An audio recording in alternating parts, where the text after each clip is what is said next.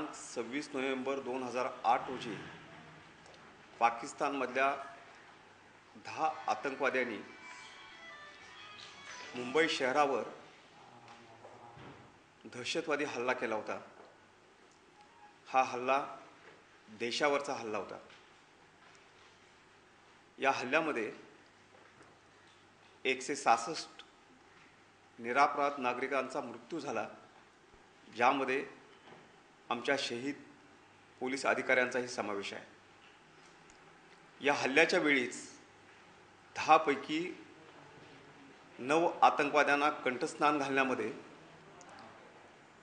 सुरक्षा यंत्रणांना यश आलं होतं। एक आतंकवादी जिवंत पकडण्यात आला होता, त्याचं नाव होतं अजमल कसाब। विशेष सत्र न्यायालय मुंबई या न्यायालयामध्ये अजमल कसाबवर कोर्ट प्रोसिडिंग्स चालवण्यात आलं। सगळी प्रक्रिया पूर्ण करण्यात आली। न्यायालयाने अन्य शिक्षेबरोबरच त्याला फाशीची शिक्षा दिलेली होती। ही शिक्षा हायकोर्टामध्ये आणि सुप्रीम कोर्टामध्ये कन्फर्म झाली, कायम ठेवण्यात आली। त्यानंतर त्यानं दयेचा अर्ज केला होता, पण 8 नोव्हेंबर रोजी दयेचा अर्जसुद्धा फेटाळण्यात आल्यानंतर आज सकाळी 7:30 वाजता अजमल कसाब या आतंकवाद्याला फाशीची शिक्षा देण्यात आलेली आहे। जे निरपराध नागरिक आणि बहादर शहीद पोलीस ऑफिसर शहीद झाले, मृत्यू पावले, त्यांना खऱ्या अर्थाने ही श्रद्धांजली आहे।